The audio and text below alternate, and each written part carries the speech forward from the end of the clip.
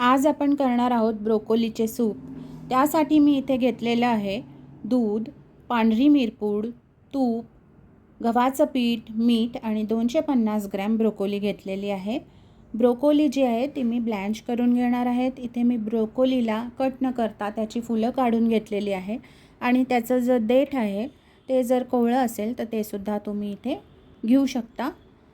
Broccoli जे आहे ते अँटीऑक्सिडंट आहे, अँटी इन्फ्लेमेटरी आहे आणि त्याचबरोबर त्यात फायबरचे प्रमाण खूप जास्त आहे, त्यामुळे ती आरोग्यासाठी खूप चांगली आहे।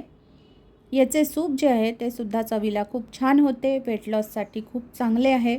यात मी दुधाचा वापर केलेला आहे। तुम्हाला जर दूध पचत नसेल किंवा दुधाचा काही प्रॉब्लेम असेल, तुम्हाला ॲलर्जी वगैरे असेल काही, तर तुम्ही दुधाऐवजी फक्त पाण्याचा उपयोग करू शकता।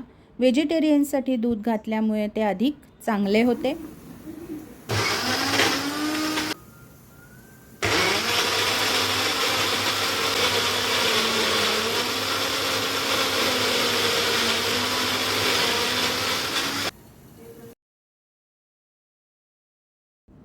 आता मी ही जी ब्रोकोली आहे ती वाटून घेतलेली आहे आणि परत आपल्या कढईमध्ये मी हे सगळं मिश्रण घेतलेलं आहे। त्यात मी आता दूध घालून घेतलेलं आहे आणि एकदा व्यवस्थित सगळं ढवळून घेतल्यानंतर चांगली उकळी आणून घेणार आहे आणि त्यानंतर त्यात मीठ आणि मिरपूड घालून घेणार आहे।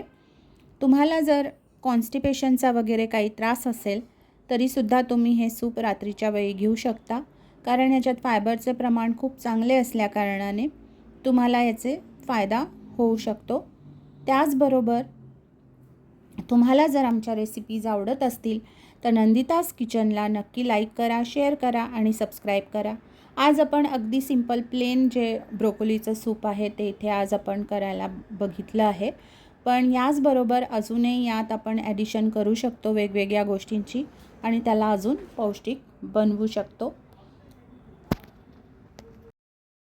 आपलं सूप तयार झालेलं आहे। आता तुम्ही गरमागरम सूपचा आस्वाद घ्या। धन्यवाद।